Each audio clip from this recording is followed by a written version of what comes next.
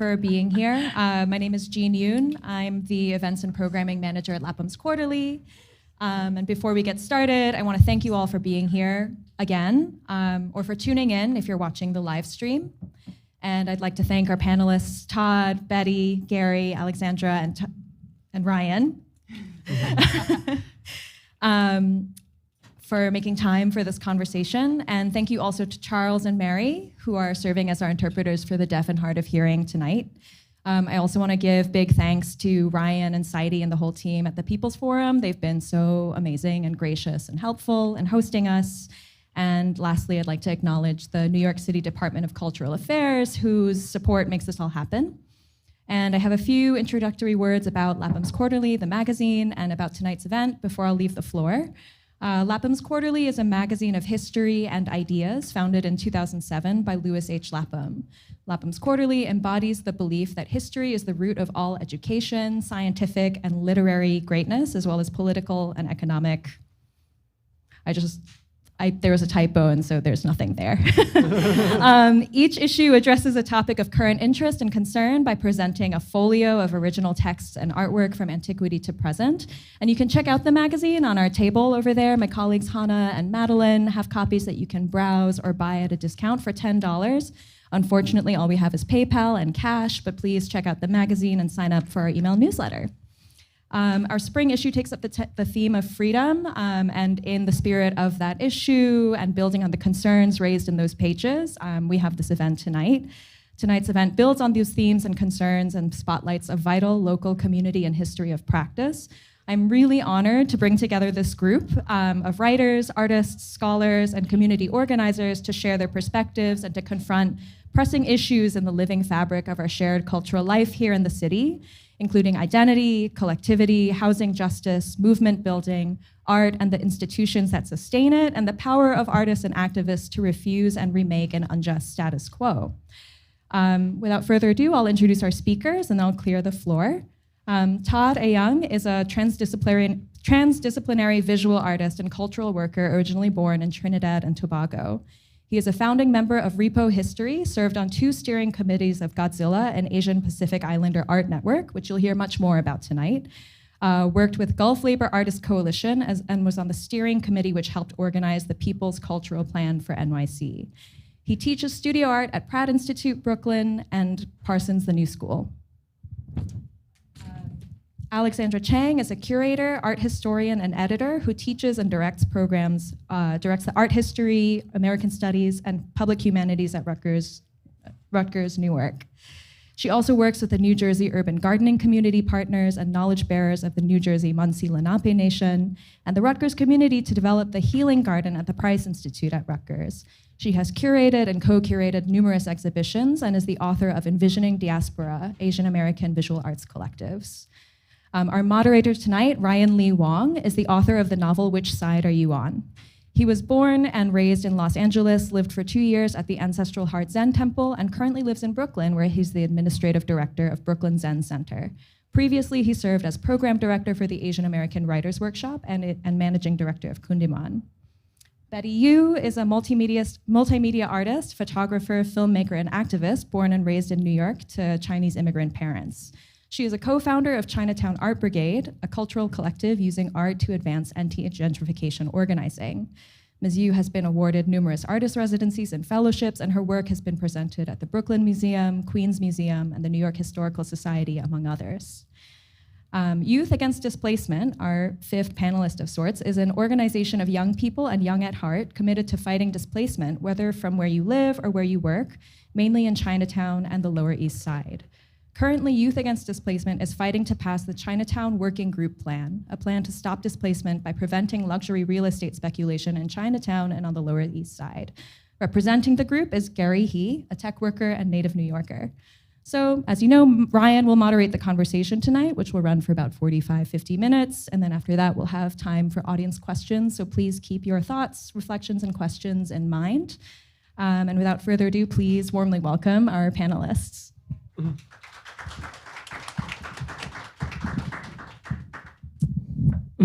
Thank you, Jane. Thank you, Lapham's. Thank you, People's Forum. And most of all, thank you all for being here to talk about the topics tonight around Asian American activism, collectives, and art. Just so it would actually be helpful, I think, for us to get a sense of like who's in the room. So if you've heard of Godzilla, Asian American Arts Network, could you just like raise your hand or like gesture? Okay, yeah. If you're familiar with the issues around the Chinatown jail and the Museum of Chinese America, could you kind of like raise your hand or gesture? Okay, cool. So most folks. I thought I would start out with some introductory comments and then ask each of our panelists an opening question, and then definitely leave room for all of us to have a conversation together, because I think conversation itself is probably the most powerful tool we have in addressing the issues as big as the ones we're talking about tonight. And because I don't believe in like objective, neutral moderating or spaces, I just want to introduce myself and where I'm coming from. So I think it's important to say that I call myself an abolitionist. You know, I believe that American prisons are probably one of the most profound expressions of violence in the world today, and absolutely need to be abolished as we know them. Thank you. I also call myself an artist. So I'm an artist, I'm a novelist, and I absolutely believe in the power of art to have conversations that can't be had any other way. And if I can offer one thing for this evening, it is that, you know, still in this day, we're often presented with a binary. You can be one or the other. You can be a good activist or you can be a good artist. You can have beauty or you can have politics. And I think if the panelists tonight offer anything, it's to show how absurd that binary is, that you absolutely can be both and embody both fully. And kind of those two parts of me came together in the issues we're talking about tonight. So I actually worked at the Museum of Chinese America as one of my first jobs way back in like 2010 to 2012. And then I left and I went on to other things. And then I was invited back to the Museum of Chinese America to be a guest co-curator on an exhibition that we had tentatively called Godzilla versus the art world. And we called it that because Godzilla was this arts collective founded in 1991 that was a self-organized group of artists, curators, organizers who came together to really talk about and identify their commonalities, political strategies, aesthetics as Asian American artists. It was based in New York. Some of the things they did were slide slams, where artists would get together and actually like show slides of their work to each other. They organized exhibitions. They famously wrote an open letter to the Whitney challenging their total lack of Asian American representation, and got a meeting with the director. And I think most importantly, formed this incredibly powerful and deep network of artists that persists to this day. And we'll hear more about that. So my co-curator and I, Herb Tam, were working on this exhibition in about 2018, 2019. We were doing studio visits with Godzilla members, we were doing a work selection, and we really wanted to tell this story of this arts network that was also deeply politically engaged. Around this time, you know, the city announced its plans to close Rikers, but in its place to build 5 quote unquote neighborhood jails across the different boroughs. One of which was, of course, slated to be right in the middle of New York Chinatown. And what happened was, initially there was a report that the Museum of Chinese in America had actually bid for a space, like a gallery space in that jail building. That plan turned out to be scrapped. And then soon after that, there was a report that MoCA received a $30 million grant from the Department of Cultural Affairs, which many people saw as linked to the museum's silence or you know, actually acceptance of the jail plan in New York Chinatown. And of course, you had this group of about 36 trained Asian American artists who are about to have an exhibition in this space, who started asking questions. Was this true? What was Mocha's stance on the jail? Could we have some public forums as part of the exhibition? I remember Todd proposing a series of public conversations that would address this directly as Godzilla at Mocha. And in my experience of it, the museum was completely silent and didn't agree to those requests and didn't meet with the artists. And by museum, I mean the president at the time and the board. Soon after that, 4 artists withdrew from the exhibition. Soon after that, 10, and soon after that, about half of the artists withdrew from the exhibition in protest of the museum's stance and their refusal to engage. And of course, the exhibition was canceled. And so really the reason I wanted to be here tonight was this is actually the first time I've talked about this publicly. I think it was a very painful experience all around. And one thing I should name is that Godzilla was never organized because it had a single view of issues. It was organized as a collective where individuals were allowed and encouraged to have different views. So even up until the 11th hour, about half of the artists in Godzilla were willing to go forward with the exhibition. And so as a curator, I was really trying to listen to and engage all voices within Godzilla about what to do with this. And at the same time, I think enough time has passed that we can actually have some really interesting and productive conversations about the role of arts collectives, the role of Asian American artists, and the roles of arts institutions and how we hold them accountable in issues like this. So that's my introduction. And I want to open it up first, actually, to Alexandra. Alex, I was hoping you could help us with some of the historical context. So Alex is probably one of the foremost people who's written about and studied Asian American arts collectives and Godzilla in particular. So Alex, first of all, what is the importance of Godzilla for this moment, and how do you kind of situate what happened with Mocha in the larger story of Godzilla and Asian American arts collectives? I think it's really interesting in which you're talking about Godzilla as, being these active artists that are, were gathered for this exhibition that was happening. Because oftentimes when we look at, a survey show or something, we're seeing something that's almost preserved, right? Like this is Godzilla as we knew it from the 80s and 90s, right? Sort of the 80s, really mostly the 90s.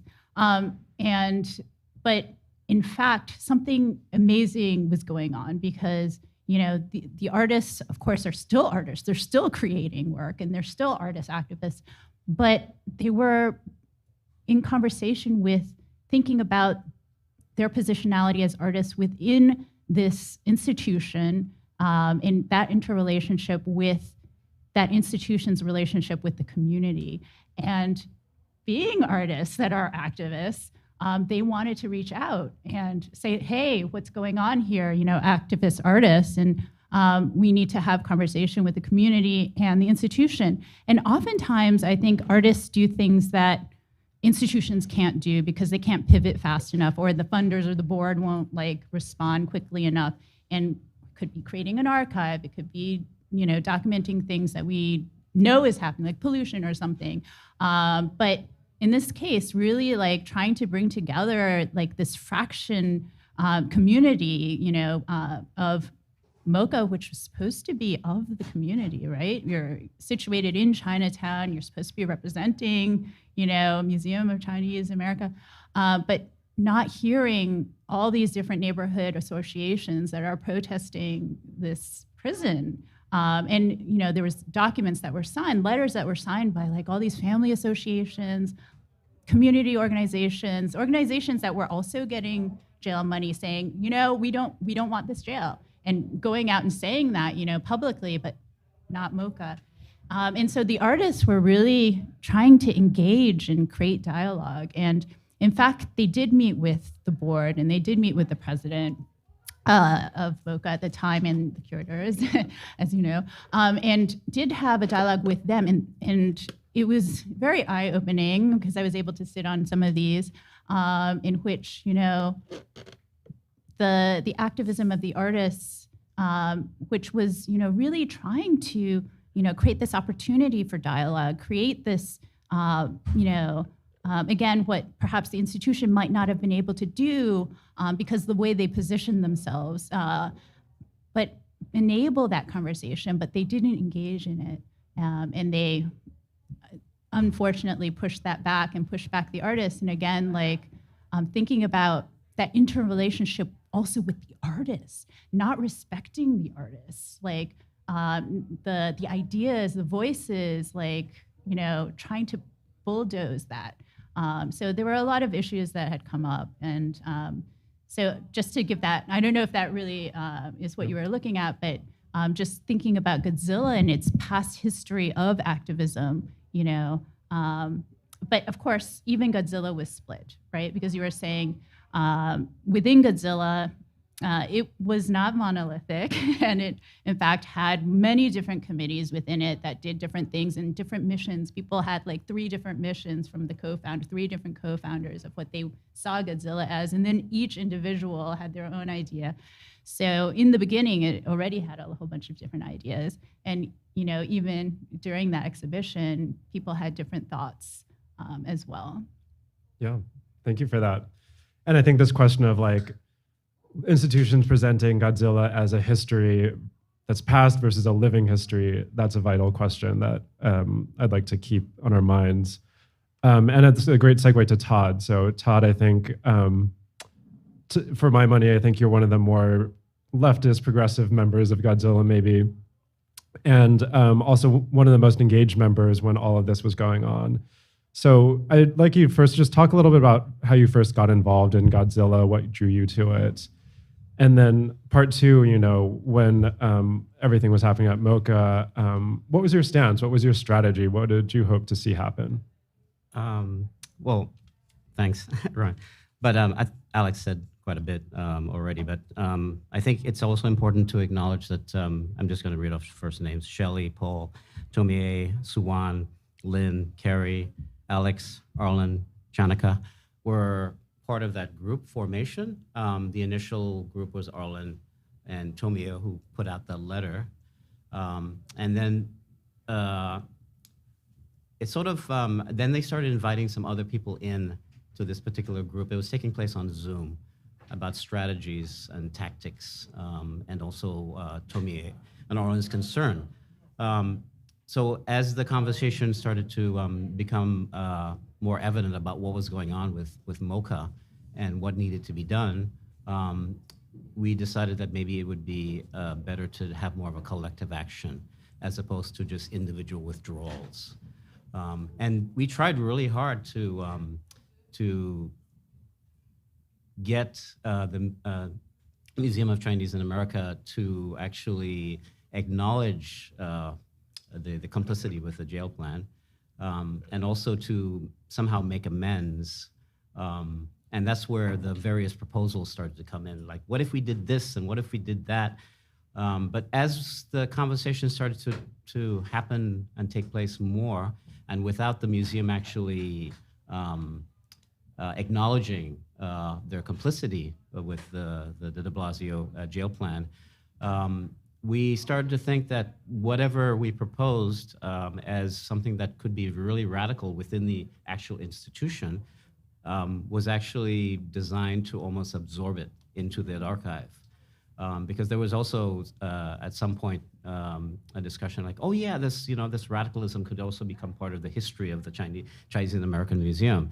And then, so that becomes like, the whole thing of, as you were talking about, you're an abolitionist, you're an artist.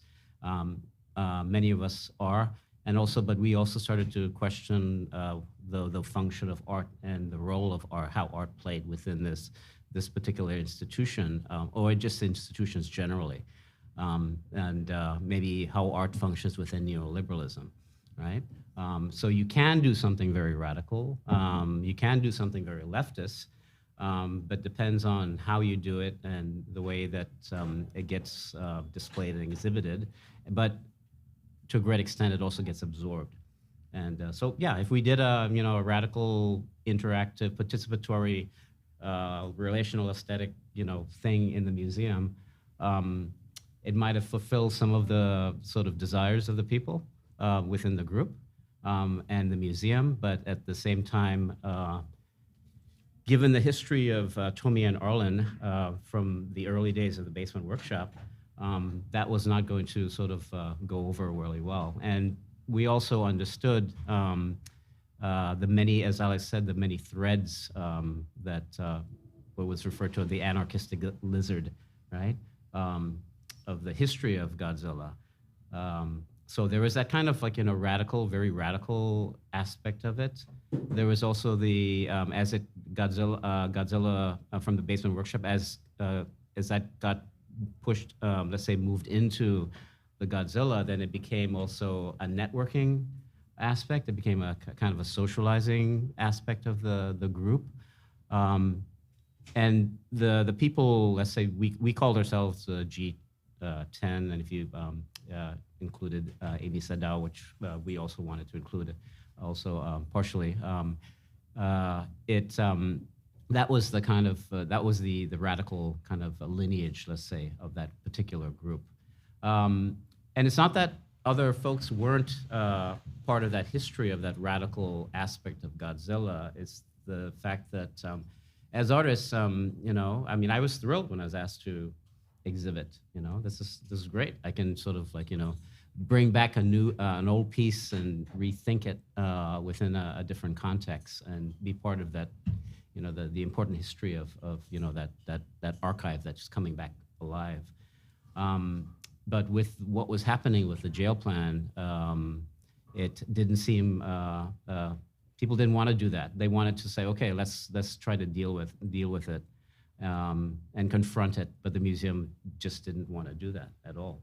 To the extent where they kept on saying erroneously that they actually were against the jail plan, and then sort of trying to appease everybody by putting up something on their website, which was really difficult to find in the first place, and not even wanting to have any town hall meetings to discuss any of it because they just didn't acknowledge their community. I mean, that's what we found out, is that they didn't have a connection to the larger community in any way.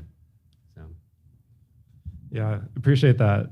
And I actually want to draw out something you said, which is to point out that Tamiya Arai, Arlen Huang, and I believe also Nina Kuo are three members of Godzilla that actually trace their start back to Basement Workshop. And for those who don't know, Basement Workshop was kind of one of the key early Asian American organizations, period, in New York in the 1970s. And also, ironically, Basement Workshop was the parent organization out of which the early Museum of Chinese in America sprung. So the early MoCA was called the New York Chinatown History Project, and it started as part of Basement Workshop. So there's kind of a deep, almost like strange family history to this, where obviously the institution of MoCA took a very different path than some of the individuals who actually went into cultivating and creating that early Asian American movement. So speaking of Tamiya, so Tamiya Arai is also one of the co-founders of the Chinatown Art Brigade, along with Betty and Mansi Kong. And so Betty, I was hoping you could talk a little bit about the Chinatown Art Brigade as another really important chapter in the story of Asian American activist artist collectives, and kind of how you were involved in viewing all of what happened around MoCA. Thanks again for the invitation, and I just have to hand it off to the ASL interpreters. We're all fast talking, and the fact that they're keeping up and not asking us to slow down is amazing. So thank you for your hard work. Anyway, I'm short. You're so tall, Brian. I'm like, anyway, so my name is Betty, born and raised in New York City, and I think just to go back a little bit in terms of kind of the founding of Chinatown Art Brigade, I think that because so many of us have deep roots in Chinatown, so like you said, Tamia was on the founding board of, was on the founding board of MoCA, which was Chinatown History Project, and has been doing a lot of cultural organizing work. And Mansi Kong, who has been accomplished filmmaker, but she also was doing a lot of organizing with CAV at the time, was Committee Against Anti-Asian Violence, but now it's CAV Organizing Asian Communities, doing a lot of the youth organizing work.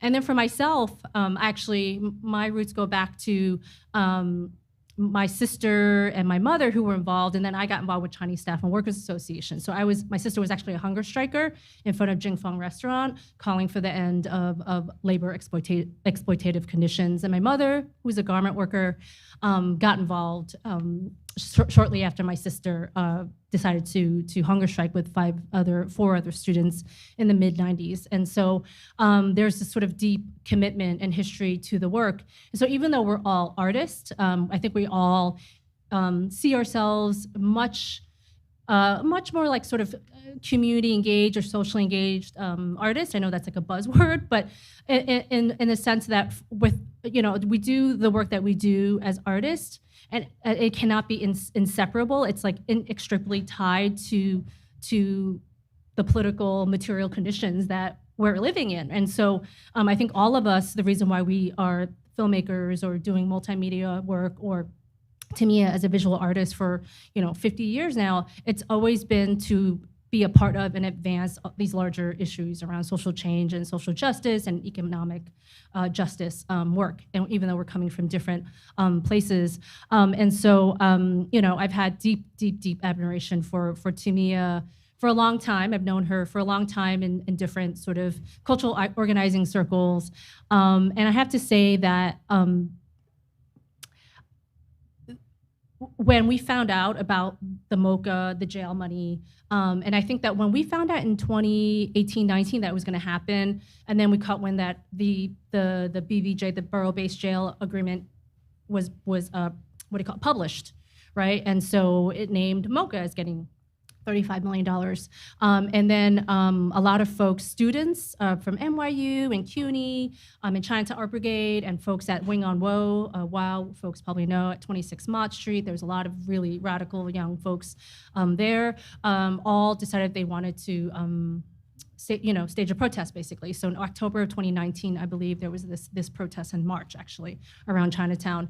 And a lot of events happened very quickly, but I have to say that somebody as deeply respected as Tamia, like the way that she was treated, is just so indicative of the direction that MoCA is going in, right? The fact that they hired a Goldman Sachs executive to be the ED for as long as she was, and obviously I know Gary's going to talk about the protest, but I think that whole debacle with MoCA, we were very engaged in it in terms of just seeing it kind of unfold, and I think Tamia did such an amazing job, like first starting with Arlen, and I think Todd was on board, and then getting other folks on board, but you're really using it as an opportunity to talk about the accountability that artists must have. Again, it's corny, but art is political, right? And it is personal. Personal is political.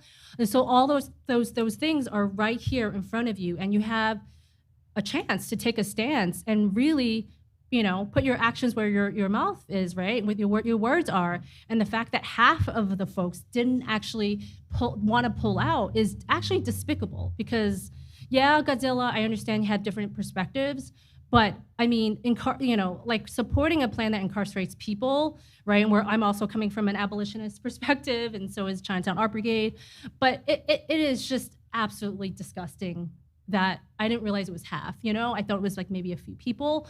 That's just, that's just pretty disgusting that they all justified it, however they justified it. But I do want to say that I think that the connected tissue that I think Todd and Arlen and Tamia were able to do is use this pulling out, right? Not just to focus on Godzilla as individual artists, as a collective, but to really open up a larger conversation about what's happening in Chinatown.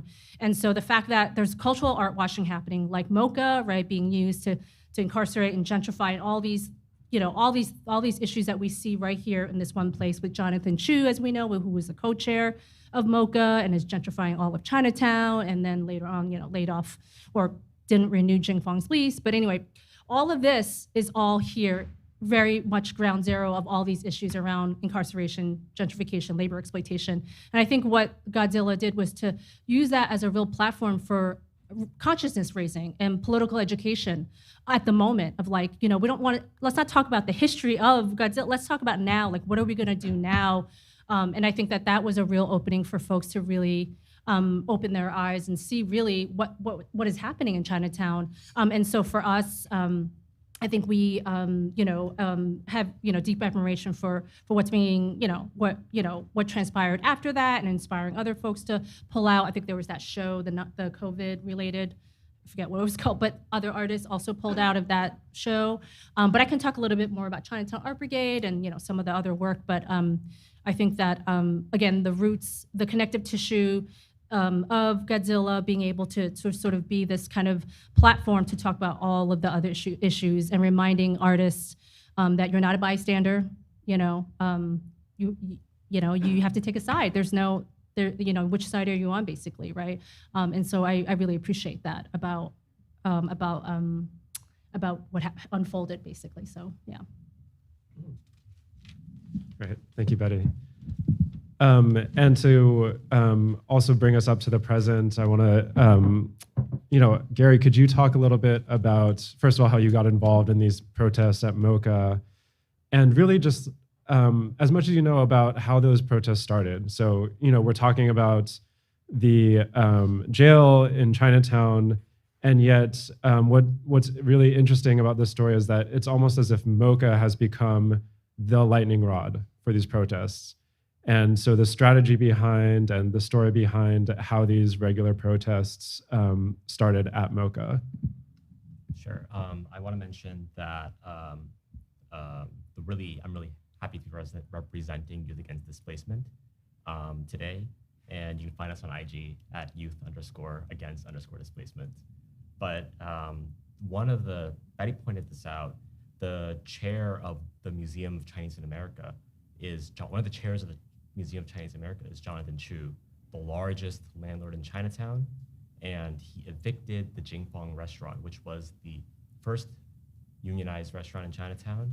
It was the largest dim sum restaurant on the East Coast, and 180 Jingfong workers lost their jobs because oh, sorry. So the Jingfong workers were some of the first ones to lead the picket and boycott against MoCA. Now, Youth Against Displacement, we're leading the boycott outside MoCA. It's now, for 2 years now, it's the longest running picket in New York. And it's because MoCA is destroying Chinatown. It's because they're also dividing Chinatown. So I think this is an important point about Youth Against Displacement. Like, one of the most important things to us is that, the city has a history of dividing communities, pitting them against each other. The important thing to Youth Against Displacement for us is that we win by uniting communities together. So Youth Against Displacement, we unite across race, across trades. The city usually tries to pit groups against each other across racial lines. So you asked about how the picket got started. The picket got started from the Jingfong workers beginning a picket against MoCA because their chair is the one who's destroying Chinatown. Jingfong was the heart of Chinatown, largest restaurant, brought a lot of foot traffic. Jonathan Chu hides behind MoCA, pretends to be a good guy, tells everyone, oh, I'm a community leader, I run the museum, such a great guy. Meanwhile, he's the one who's displacing the heart of the community, gentrifying Chinatown, replacing small businesses with fancy hotel, fancy mall, something like that, making a lot of money as the largest landlord in Chinatown. MoCA pretends to be, oh, we're a good guy, we're just a small Asian American community museum. Meanwhile, it's supporting the Chinatown jail, providing cover for Jonathan Chu. There's several important things. So I mentioned uniting across race. There is several things. Maybe I should give an example. So first, I'll give an example first of how we lose out when we fail to unite, when we're divided by the city, and an example of when we really successfully united. One example, in 2008, the city passed the East Village rezoning plan. In that plan, it provided zoning protections for the East Village, and it left out Chinatown and Lower East Side. Chinatown and Lower East Side wanted to be part of that plan, but the city said, wait your turn. So East Village got zoning protections, which pushed development into Chinatown and the Lower East Side. Since, we've seen small businesses go out of business, residents pushed out, because the development and speculation was concentrated in those areas. So in response to that, we've been fighting for the Chinatown Working Group plan. The plan is to provide zoning protections for Chinatown and Lower East Side. The city opposes it. Margaret Chin, the former city council member for Chinatown, Lower East Side, tried to divide up the plan, saying, oh no, we'll do one small section called Two Bridges, where in the Two Bridges neighborhood, they're facing luxury towers being developed there. Margaret Chin was like, we'll cut up the Chinatown Working Group plan. We'll do this neighborhood first. We already saw in the East Village plan, when you provide protection to one section, the development all focused next door. So when they cut up the Two Bridges, when they cut out the Two Bridges plan, they're gonna concentrate development next door in the rest of the Black and brown areas of the Lower East Side. Development in the rest of Chinatown. The way they're working is racist. You get protection, you guys don't. Concentrate development next door. So that's why actually YAD has a strong disagreement with orgs like CAV, which work with Margaret Chin, support the Two Bridges plan. So that's why YAD fights for a full Chinatown Working Group plan. Next, I'll mention an example of when we really successfully worked to unite across races. The current city council member of Chinatown and Lower East Side is Christopher Marte. The community elected him despite real estate interests working against him, despite his opponents saying stuff like, oh, he's Latino, he can't represent Chinatown, Chinese should vote for Chinese, these kinds of things. But because he had a strong anti-displacement message, he won a resounding victory, big victory in Chinatown. He's actually running again for re-election, and YAD is a big part for helping to get him back in office. So the history, I would say though that like the history of the picket line is really tied to this idea that when we unite across race, across trades, that's how we'll win big. That's how we'll fight against this displacement that's going on. So, yeah. All right. Thank you so much. So I think I want to open it up to conversation and really bring forward this question of collectives.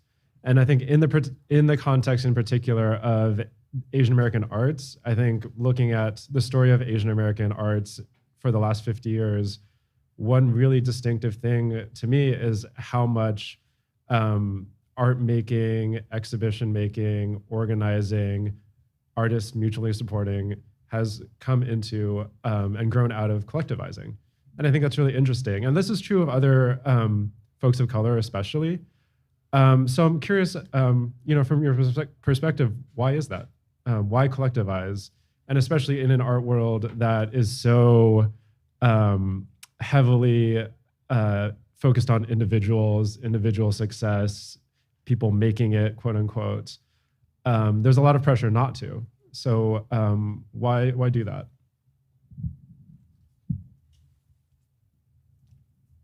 I can take a stab at it, or unless. So as I said before, a lot of the folks, so I should say a lot of folks in Chinatown Art Brigade are not just artists. They're, residents in Chinatown, tenants, scholars, folks from different aspects of sort of different fields, right? Who all have deep roots and really care about the future of Chinatown.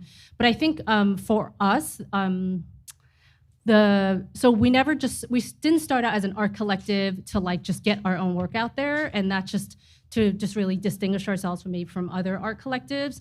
Our sole purpose was really to advance the organizing work that was happening on the ground. And in our mission statement, no matter who, we work with various groups. We've done, we started off doing these projections, right, with the Illuminator Collective, and our partnership with CAB, the Chinatown Tenants Union, and other residents and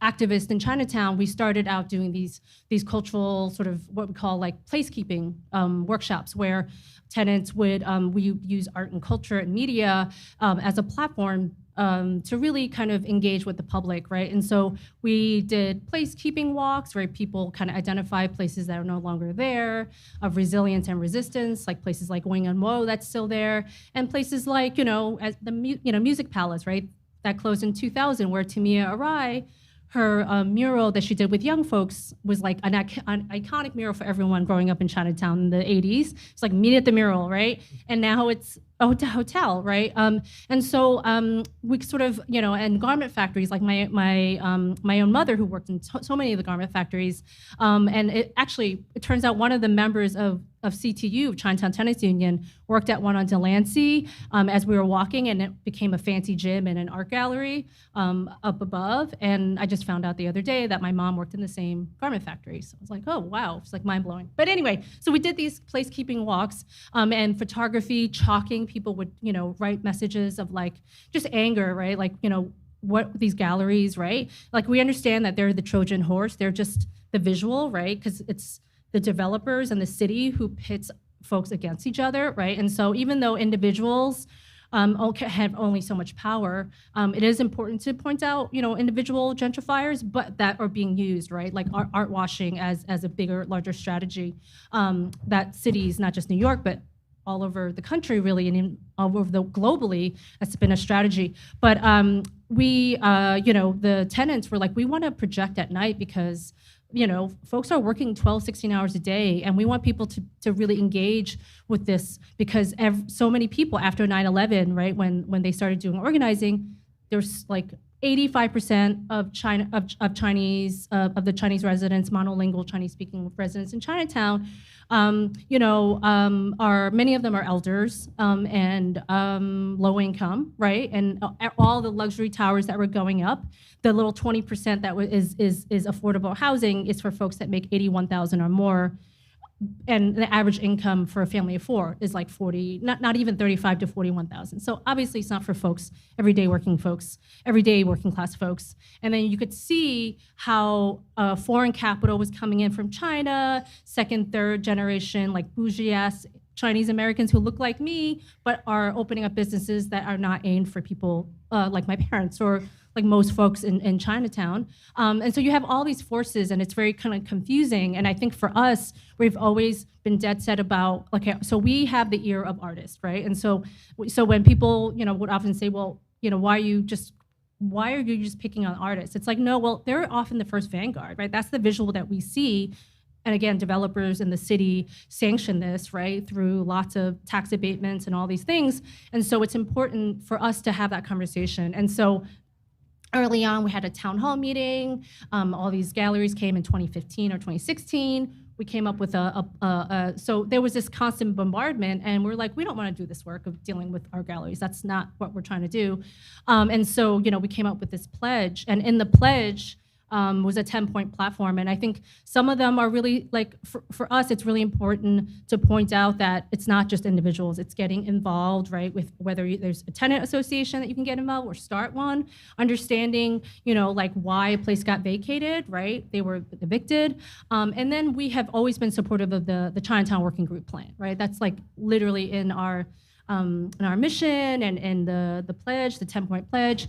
And so I think that we have this we fundamentally believe that there's different strategies there's sort of like different ladders of there's the stopping the bleeding, which we have to do, which people are literally being kicked out and harassed every day, landlord harassment and all the rest. And as we know right now, the Rent Guidelines Board, you probably all know that's happening. They want to raise it to 7%. It's crazy. So we have to take action on multiple levels, and absolutely community-led rezoning is really powerful It's really visionary. It's very radical. And again, artists and as cultural workers, we have the power to use art and culture in this way to galvanize people and to also help others reimagine what the future could look like, right? We have this ability to help unleash that imagination because every day you're just like stopping the bleeding and you're just like defending yourself and you're like, can't think about what we're actually fighting for. And so I think the projections, we had messages that were also forward-thinking and messages of, past the Chinatown Working Group plan. So these were all kind of a part of these conversations that tenants were actually dictating to us, like these are the things that we want to say through these projections. And then we did some community mapping as a 2.0 of that, but I'll just stop there. But I think that for us, it's a little different. We started as to advance this work and specifically around displacement and gentrification in Chinatown, so. I'll just stop there. I might just, coming from the art historian background, excuse me, kind of bring us back to, because I'd love to kind of seg into yours, bring us back to the civil rights movement. It's because I was just thinking about, Black Power and how the Asian American movement and Asian American arts movement was so, really empowered by it, and how the collective organizing happened in terms of like the solidarity movement. So while Basement Workshop is an Asian American arts organization, is also multiracial, right? And Fei Chang was very specific about that, and how, being where she was located in the Lower East Side, where the Basement Workshop was, it was like everyone that was part of that, like Chada was part of that, like the Seven Loaves organizations were all part of like supporting each other, putting plumbing in, all sorts of stuff. But also in bringing it back to what you were saying as well, Henry, in terms of what happened with MoCA, I want to just kind of bring it back, is that, with Tamia Rai, with Arlen Juan, who also came out of all of that, right, that activism, they were being like targeted by MoCA as, they are attacking us. We are the victim. These different artists are attacking MoCA, but in fact, it wasn't that the artists were attacking MoCA. G10, G11 were not attacking MoCA, but instead we're looking for humanity. We're like, and this is what I think a lot of the collectives were all about, and in the solidarity movements and civil rights is all about, like, we want to be treated like humans. We want people to have treat people humanely, like fundamentally, workers' rights, like living conditions, all of these things. And so in that, the artists wanted to build solidarity with the Black and brown communities that are being targeted by the jail plan. And of course, the Asian American community in Chinatown. And so like working across the community. So it was a bigger picture. It wasn't about MoCA at all.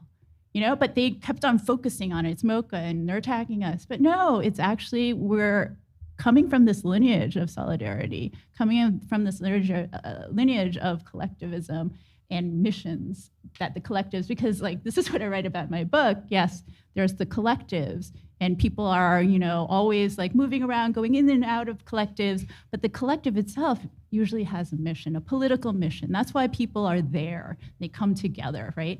And here, is about like solidarity and about the systemic racism throughout the US that this system has, created, which includes the jail plan, but not just that. I mean, this was happening during the anti-Asian violence, during Black Lives Matter, all of this. Mm-hmm. So, I mean, it was really about like coming together and supporting each other.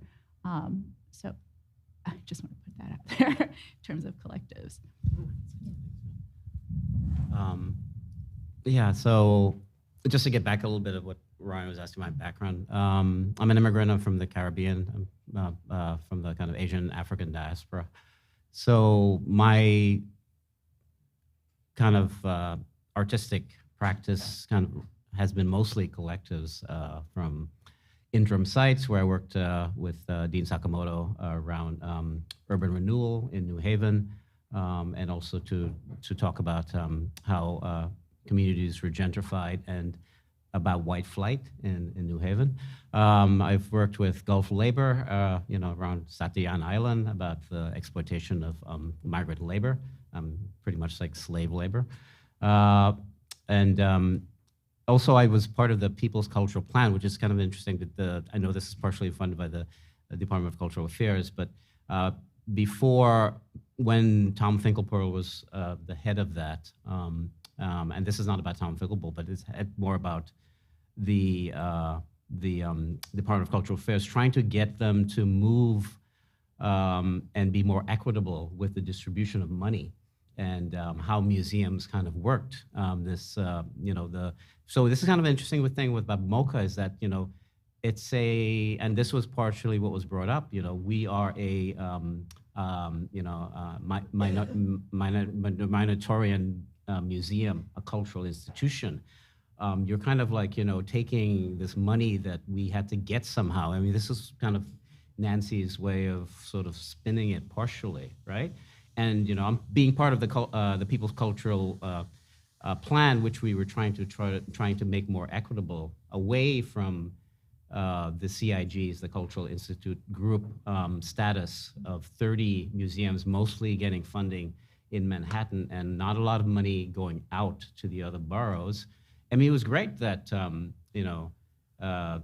Chinese in America museum became more visible, but for the wrong reasons, right? And this was part of the this was part of the kind of argument that was kind of taking place. But okay, you got this money, 35 million, but at what cost, right? You're building a jail, that's you're gonna demolish another,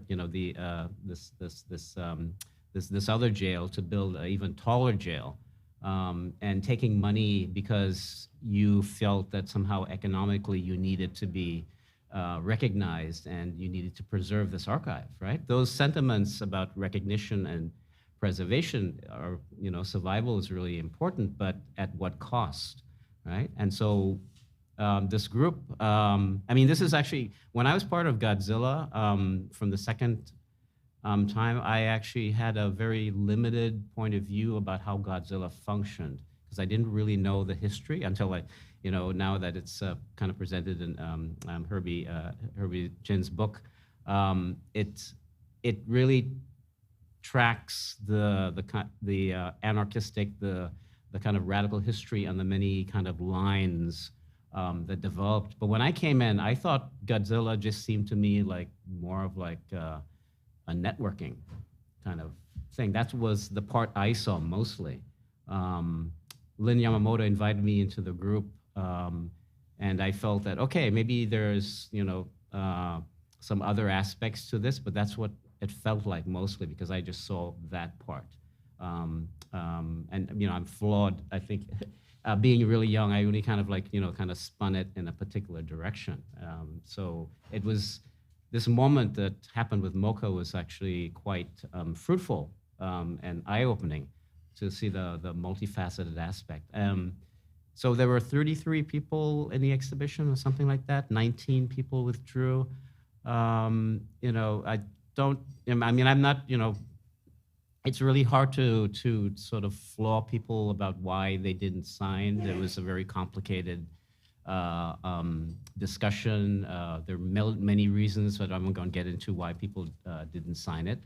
But there was enough people that signed it, but many really made a difference, that created that kind of solidarity that was really important in this time, especially with Black Lives Matter. I'm part of Black Lives Matter in Ithaca, New York at that time, also part of the Democratic Socialists of America.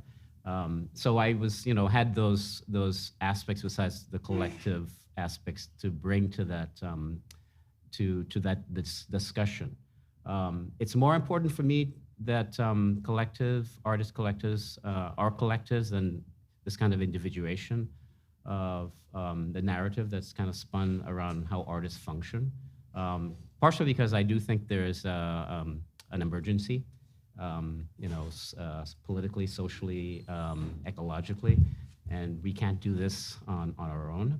So we need to get rid of that that kind of that narrative of the individual kind of making things happen. Godzilla is a collective. It's collectively the whole thing around the G10, G11 was collectively decided. There was lots of, any group within a collective, it's really painful, and there's a lot of time that takes to make these decisions, but it's all worth it in the end. So I advocate, for artist collectives more so than I do for individual careers. And this is something, I'm a professor that teaches art. The way that art functions, and there's a kind of a precariousness to artists. There's a redundancy of artists, and I'm guilty of that because I'm teaching people to become artists and designers. But what's really more important is how we can actually think about systemically transforming the political system. So it's not dependent on individual actions for social justice. I'd say, like, from our perspective, why we form collectives. Forming collectives is important because we live in a city that tries actively to divide people, divide communities, pit them against each other. So we've noticed from our own organizing that actually when you bring people together, that's how you'll be able to win. The city will find, real estate developers, they'll find any million number of ways to pit communities against each other. So in this case, MoCA, they pretend to be, MoCA and the chair of the board of MoCA pretend to be community leaders. That's just how racism today works. They'll find an Asian face somewhere to help you destroy Chinatown and then make it seem like it's woke or it's good. So that's why for us, Youth Against Displacement, we have had our pickets led by many different groups across the community. We're working, for example, we had a picket led by educators who they say, I think this is an interesting story, that a school in Chinatown, PS2, a teacher who showed up who was actually leading the picket, they said that their school is at the risk of losing money for their budget because enrollment is down. Why is enrollment down? Enrollment is down because Chinatown slowly is becoming unaffordable for families. Families move out, fewer kids to go to the school. So actually, and who happens to be the chair of the board of MoCA, the largest landlord in Chinatown. So actually, I think these things are related. So even like MoCA and the displacement that's going on in Chinatown, destroying Chinatown. So that's why it's from our perspective, it's really important for us to unite across the whole community, not just, oh, this is one group, this is another group, because the city will find some way to pit two groups against each other. All right, you all have questions, right? So we've taken this one case of Godzilla and Museum of Chinese in America, but really, I think as our panelists have shown, it opens up onto all these deeply layered histories, stories, solidarities, questions of displacement, questions of zoning and renewal, questions of the artist and the individual and the collective. What do you all want to talk about? Please.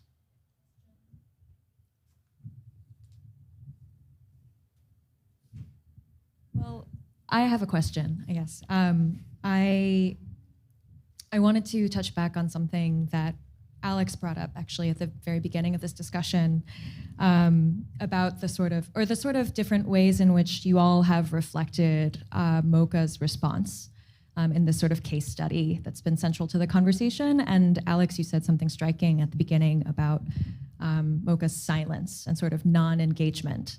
And considering also, Todd, what you mentioned about the sort of absorption of this radical act of protest as just like another feature of this interesting archive. And then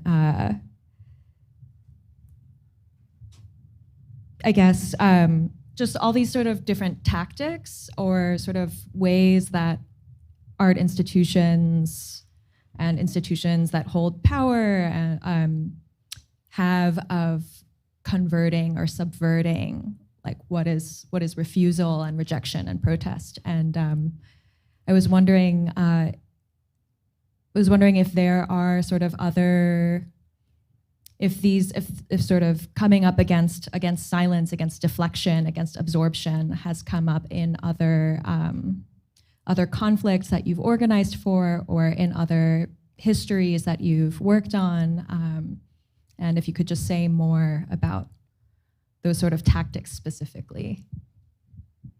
It's interesting what you're saying, because it just like kind of mirrors like the institutional, like what is wrong with institutions, like the fact that, you know, there are erasures, there is, you know, that kind of cannibalism in which like they absorb the other. So all of those, and thinking about, you know, inclusion. I hate that word, because it's like you are excluded. Now we're just going to put you into our nice little institution. But I mean, I think everything that you're saying is just like everything wrong with the institution.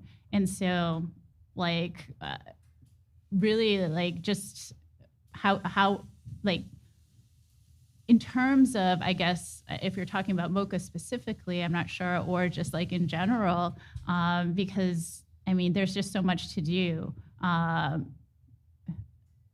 like trying to figure out what I can get here, because I wanted to bring back thinking about collectives and how collectives are really thinking about alternative possibilities. So like in terms of mutual aid that we're seeing, in terms of thinking about ways to organize that are fluid, that might not be, you know, like there's the board that we keep on getting back to, but like how can we keep it? And this was a question we had with Godzilla, G11, and thinking about how can institutions not be so institutional, right?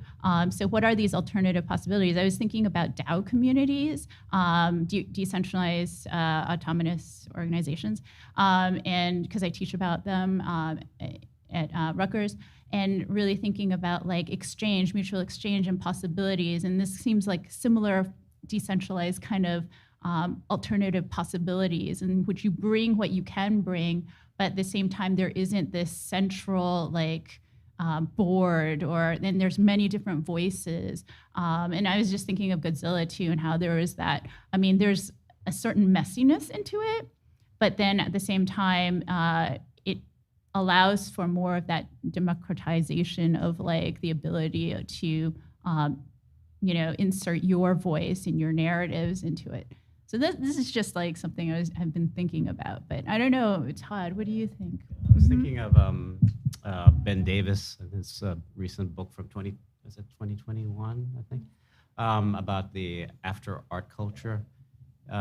So one of the things that got absorbed, because everything gets absorbed because we're still living in this kind of like, you know, dominant capitalist driven economy, is socially engaged art, right? Yeah. So he was talking about this notion of of a group of more underground or sort of like, you know, pop-up, I guess, activist events with the socially disengaged artists, right?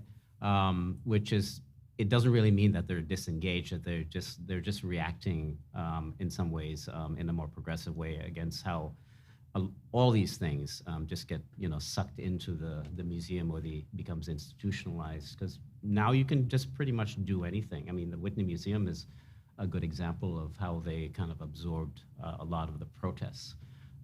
Nobody, you know, everybody, I mean, we're, you know, as artists, we're kind of flawed with this. We want attention, we're starved, we don't get enough support, you know, as opposed to other countries who put a lot of money into supporting their artists.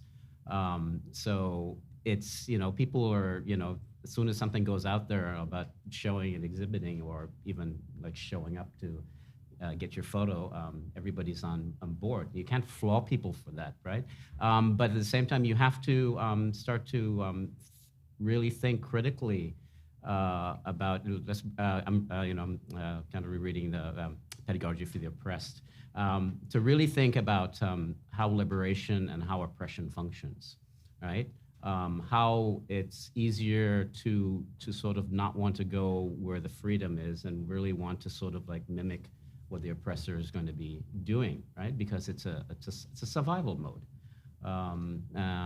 So how do you sort of free yourself from that? It's just not a really easy thing to do.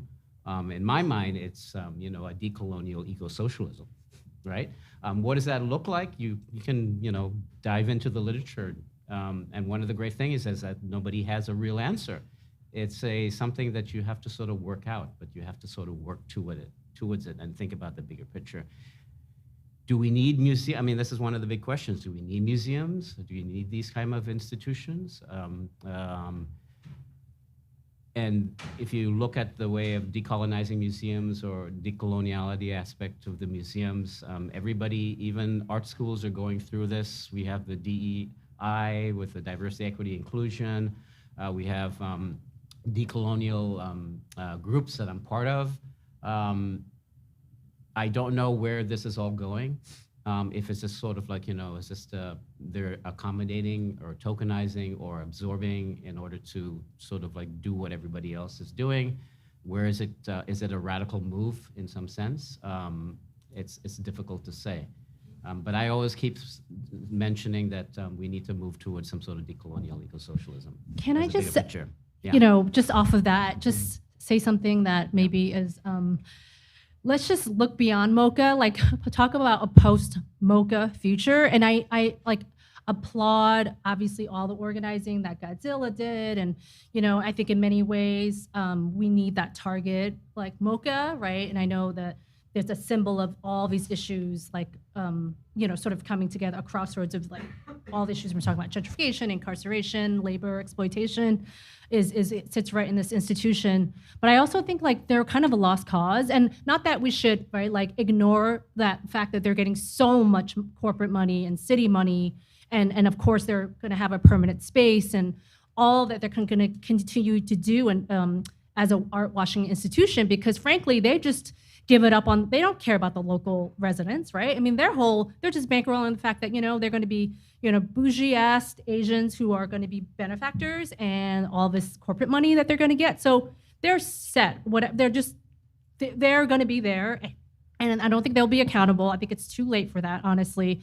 But also look at, the alternative spaces for artists, and I just want to give a shout out to Think Chinatown and Wing on Woe, the WOW Project, places that not that they were created to do the work that MoCA is not doing, because we know the radical history that MoCA came from the 1980s, but all that to say that there's so much amazing work going on, like these different collectives, and really highlighting and uplifting, resistance and resilience through art and culture in many different ways. That's like happening now every week, that there's events happening in the streets of Chinatown. And I just think that that's, one piece of it. And it's always like this two-pronged approach, right? Yeah, continue to hold MoCA accountable, but also we have to remember that what is happening is there's a building of a jail scraper, the largest prison, the tallest prison in the country. And we have to remember, right, that this is the issue, right? Incarcerating people, putting people into cages, right? That's what we have to be talking about. And so for Chinatown Art Brigade, we've been actually really trying to build solidarity with the other organizers of the other borough-based jails, right? And there was people know in Harlem, there was the women's jail, the feminist jail they were gonna build, that got defeated, of course. But but they're still trying to figure out how they can propose this again. So I think just to remember, like the fact that there are folks in those walls, right, in those four walls, right, in detention centers and jails and Rikers, that we need to be elevating those issues. And it's great to talk about obviously the role of artists and all these things, but I think that at the heart of it for us has been advancing these conversations around abolition. What does that look like? What does that mean for us to call out people in Chinatown who are for the wrong reasons or against the jail, because they're NIMBY folks. They don't want their real estate value to plummet. They don't want the shelters. They don't want, very anti-Black kind of sentiment that's in Chinatown. So I think we have to call that out too. And that means that hard work of political education and calling folks out that, yeah, you seem like you're on the same side, but you come at it from different places. And so I think it's just like a matter of also remembering why we're doing this work and what Godzilla, right, like in solidarity with BLM, and really, again, it's the heart of the issues here is around incarceration in the carceral state, and I just wanted to kind of remind us of why, you know, we're also having this conversation right now too, right? It's ultimately about lifting up their voices as well, so. Actually, it's kind of funny, to Jean's question, Yad, at our picket line, we haven't heard silence from Mocha. Mocha's actually called the cops on us a couple times. I've even got a ticket for peacefully protesting outside Mocha. And also, they've also responded to us, I would say, like because of our 2-year-long picket, they're now only open 1 day a week, regularly. We tell people, we're out there telling people about what Mocha did. A lot of people come to visit New York City, come to visit Chinatown, or maybe their professors tell them to go visit Mocha for some assignment or another. When they learn about what Mocha did, groups turn away. Last week, there was a professor sent a group of and their students came to Mocha. And then after we told them the jail, the connection to Jonathan Chu, the class voted to not go into the museum against even though it was like their assignments. So like we get a lot of these big victories when we explain what's going on. So it is possible to hold them accountable. I don't think it's a lost cause necessarily to continue to fight against Mocha. So one more question, yeah. Thank you. Thanks everyone for being here today. I've heard a lot about the history and present day art collectives and how they interact with artists in art spaces, but I'm really interested in what your collective is doing to interact with non-artists in AAPI neighborhoods like Chinatown, since artists are connected to people who aren't just artists. So I would love to hear about what your collective is doing. Thank you.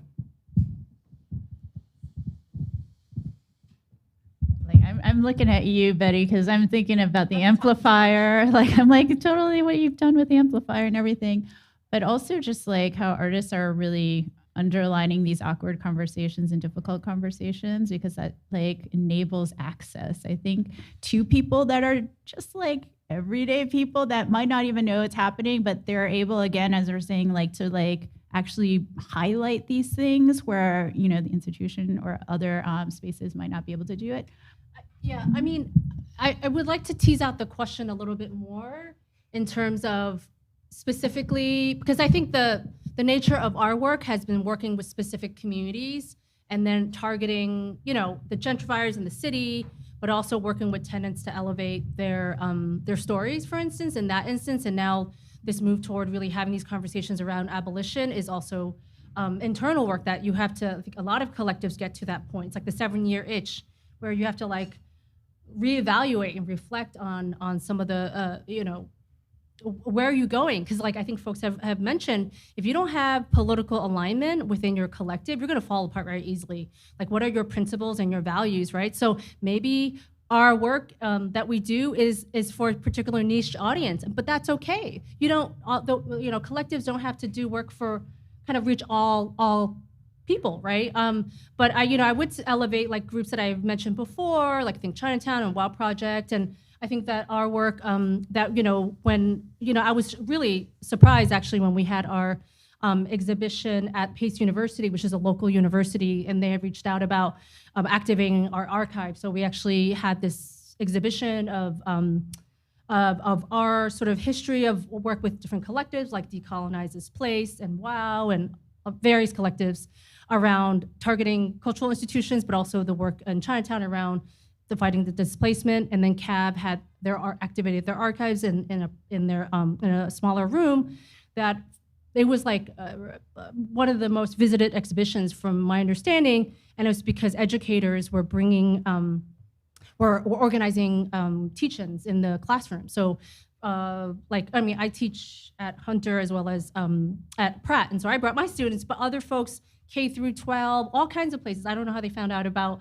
the show, but used it as a point of looking at the role that art can play and collectives can play really to elevate these issues. And so, so I think that is also kind of I don't know how to address the question, because I feel like I've always considered myself first an organizer, community organizers before an artist.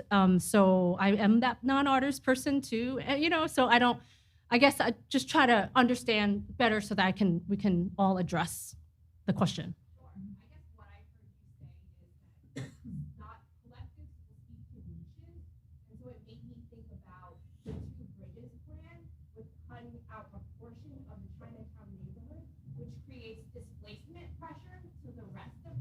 Mm-hmm. Basically selling out the rest of the community to protect one section of the neighborhood.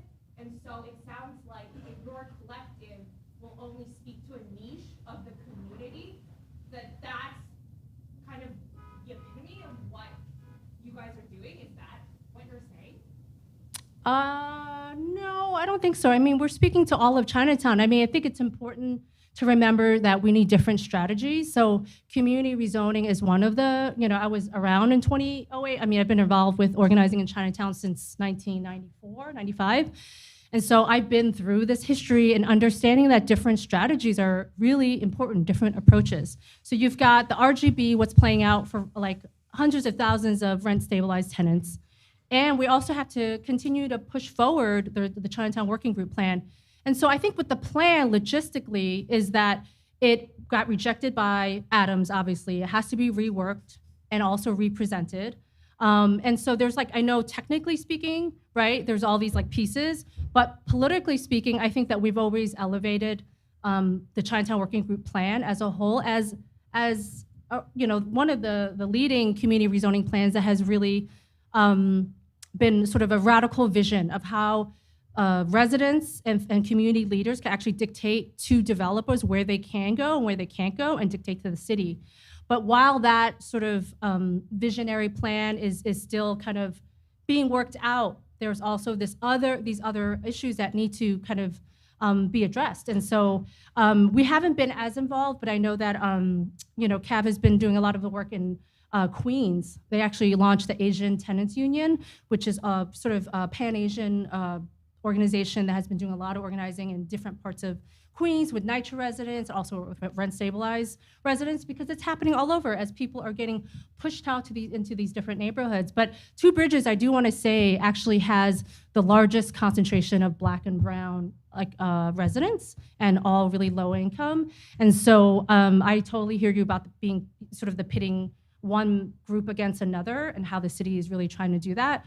But we also have to see the immediate sort of issues at hand. And so I think it's multiple approaches, right, have to be sort of to be taken, right? Because we can kind of fight within ourselves, and meanwhile the city is just and the developers are bankrolling, and the city is bankrolling, right? And so I think that it can be dangerous sometimes, I think, in that way. So I think there's kind of figuring out, okay, what are the different strategies that need to be taken? I think as artists, we have, really centered ourselves around working, in solidarity with tenants, but now kind of really branching out and looking at, abolition and what does that actually look like? What do we, as educating ourselves and holding each other accountable to abolition and ending oppressive systems wherever they are. I would just say multiple approaches are always have to be on the table, and so yeah.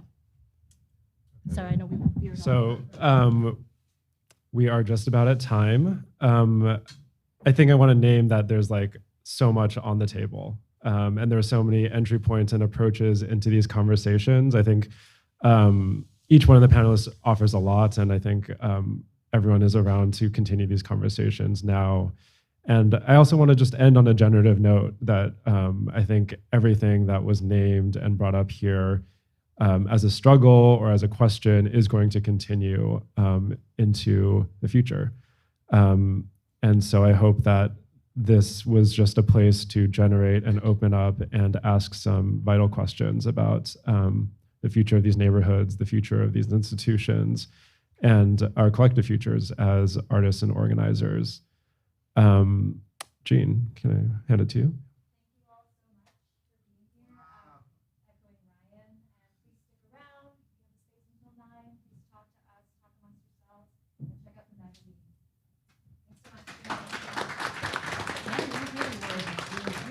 feel like my thank you so much. Thanks. I know. I feel like we veered off the art thing a little bit. I mean, it's all obviously that's the point, right? We just like opened so many more doors. Should there be museums? I love that one. It's that one. That definitely should be one. Host museums, yeah. There's Good job on. You guys covered so much. We should have acknowledged that it's happening here too, which is a great thing, which creates all that intersection. Thank you so much. Yeah. For it. I didn't know this was the first time you were talking about it publicly as a curator of the show. Yeah. That must No have one's been kind asked me. of. No.